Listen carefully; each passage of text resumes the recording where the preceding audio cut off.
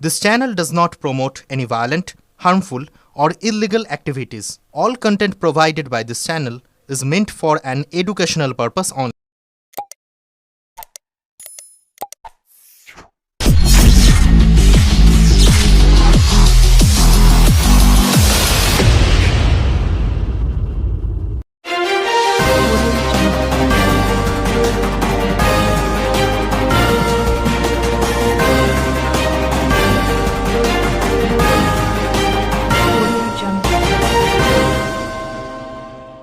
চুঁচুড়া আদালতে ফাঁসির সাজা, স্ত্রী পরকীয়া স্বামীকে জানিয়ে দেওয়ায় আক্রোশে খুন করে প্রেমিক।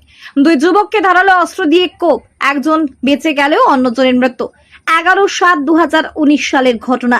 মৃতের নাম অতনু সরকার। ফাঁসির সাজা প্রাপ্ত আসামির নাম অজয় মণ্ডল। 19 জন সাক্ষ্য দেয়। অভিযুক্ত বিচারাধীন থাকাকালীন চার্জ গঠন এবং সাজা ঘোষণা। মামলার সরকারি আইনজীবী ছিলেন দেবেন্দ্র তেওয়ারি। তিনি মুখ্য সরকারি আইনজীবী শঙ্কর গঙ্গোপাধ্যায় সুপারভিশনে মামলা এগিয়ে নিয়ে যান।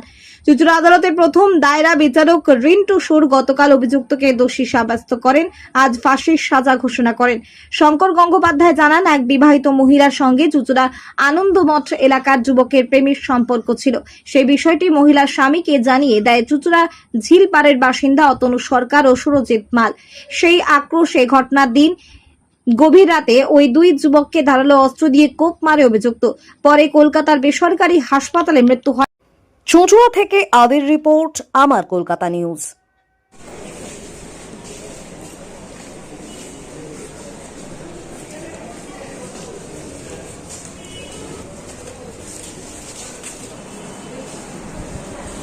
ভাই মেরেছিল কেন?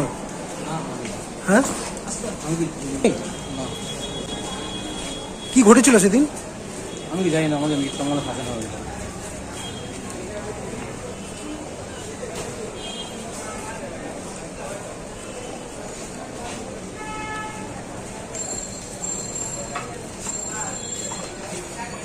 হুগলিতে মানে আমার টেনিওরে এটা হচ্ছে 5 নম্বর ফাঁসির সাজা। তার মধ্যে 4টে ডাইরেক্ট আমার কন্ট্যাক্ট করেছি, সেই কেসে 4টে ফাঁসির সাজা হয়েছে। আজকে এই কেসটা চার্জ আমার করা ছিল, তারপরে আমি দায়িত্ব দিয়েছিলাম আমার একদম খুবই কাছের একজন পিপি ইনচার্জ, যাকে আমি প্রচন্ড ভরসা করি, দেবেন্দ্র তেওয়ারি। তাকে এই কেসটা আমি বলেছিলাম যে তুমি করো, এবং প্রতিটি মুহূর্তে যখন যা দরকার হচ্ছে খুঁটিনাটিও আমার সঙ্গে এই ব্যাপারে আলোচনা করে গেছে। তা এই ঘটনাটা হচ্ছে এরকম, আপনাদের জানিয়ে রাখি যে 11/7/2019 তারিখে আমাদের চুঁচুড়া থানারই অন্তর্গত, আপনারা জানেন সেটা, আনন্দমঠ পশ্চিমপাড়া, সেখানকার একজন ব্যক্তি অজয় মণ্ডল, সেই অজয় মণ্ডল নামক ব্যক্তি রাত্রি আনুমানিক রাত্রি 11টার সময় চুঁচুড়া থানার অন্তর্গত ঝিলপাড়, সেটাও আপনারা জানেন, ঝিলপাড় যে একটা আছে চুঁচুড়া থানার অন্তর্গত, সেখানটায় দুজন ব্যক্তিকে ধারালো চপার দিয়ে, যে দুজন ব্যক্তিকে সে অ্যাটাক করেছিল এবং কুপিয়েছিল, তারা হচ্ছে অতনু সরকার এবং সুরজিৎ মাল ওরফে রাজা, তাই তো? সুরজিৎ মাল ওরফে রাজা। এবং শরীরের বিভিন্ন জায়গায় তাদের বিভিন্ন ভাবে তারা আঘাতপ্রাপ্ত হয় এবং প্রচুর ব্লিডিং ইঞ্জুরি হয়। এবং এখানটায় মজার ব্যাপার হচ্ছে এই কেসটা এমনই একটা ব্যাপার, এই যে যার কথা বললাম অজয় মণ্ডল, ওই জায়গাটাতে ওই রাতে তার প্রেমিকার সঙ্গে বোধহয় গল্পগুজব করছিল, এবং এই যে প্রেমিকাটি একটি বিবাহিত স্ত্রী, এই যে দুই ব্যক্তি তারা তার স্বামীকে তার সঙ্গে সে ওই মহিলার যে সম্পর্ক আছে সেটা জানিয়ে দিয়েছিল, সেই জন্য এদের পর একটা রাত ছিল।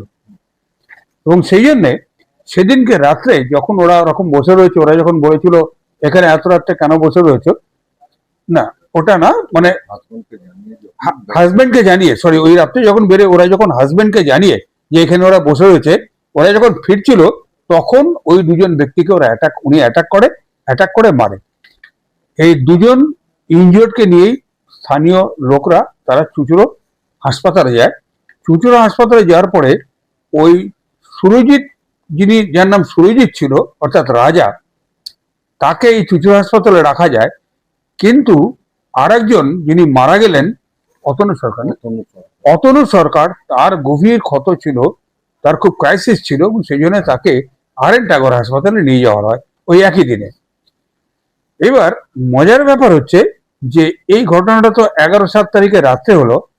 12/7/2019 তারিখে মানে এই লোকটি সে তার যে অস্ত্রটা দিয়ে তাদের মানে খুন করবার চেষ্টা করেছিল বা খুন করেছিল পরবর্তীকালে, সেই অস্ত্রটা নিয়ে সে চুচুড়ো থানায় গিয়ে নিজে সারেন্ডার করে। এটাই হচ্ছে এই কেসটা খুব মজার ব্যাপার।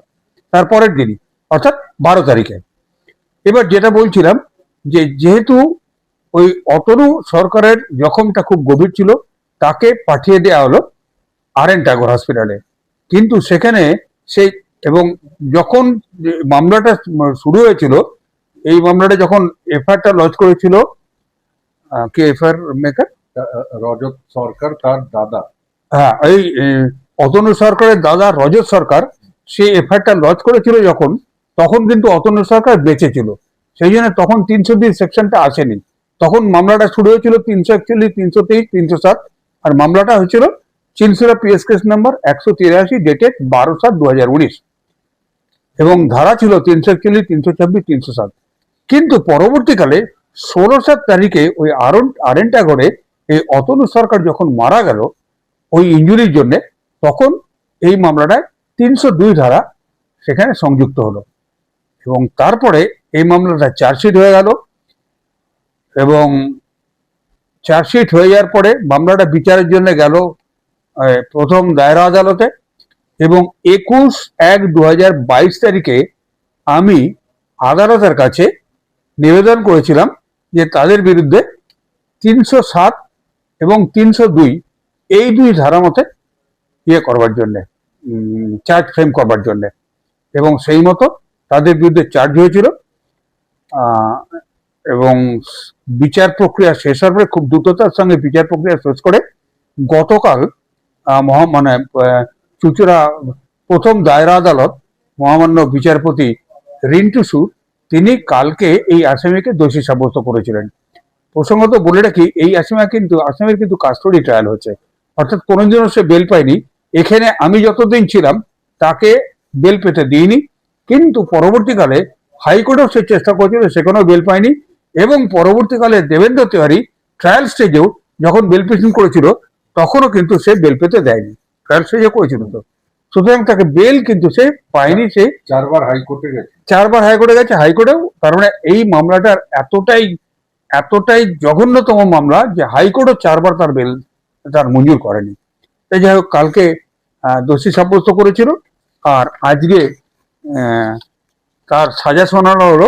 সাজাটা হচ্ছে এরকম, 302 ধারার জন্য তার, কারণ এটাকে মহামান্য আদালত এটাকে রেয়ারেস্ট রেপ, বিরলতম কেস বলে গ্রাহ্য করেন এবং তাকে ফাঁসির সাজা শোনান এবং 307-এর জন্য তাকে লাইফ ইমপ্রিজনমেন্ট দেওয়া হয় এবং লাইফ ইমপ্রিজনমেন্ট অর্থাৎ যাবজ্জীবন কারাদণ্ড দেয়।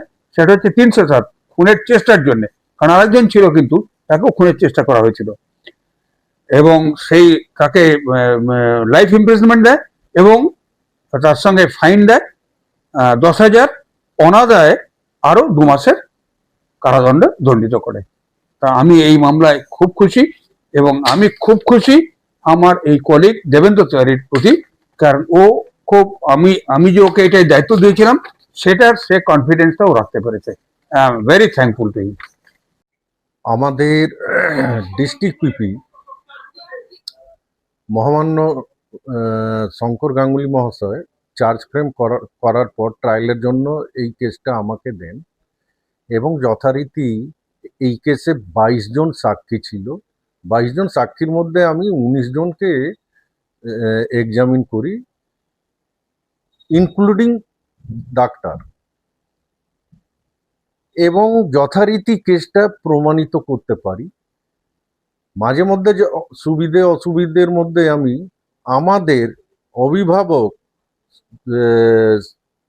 স্যার শঙ্করদার কাছে এসে আর হেল্পও নিয়েছি এবং এই কেসটা প্রমাণিত হবার পর আজকে মহামান্য ফার্স্ট এডিজে কোর্ট তাকে সাজার ঘোষণা করেছেন।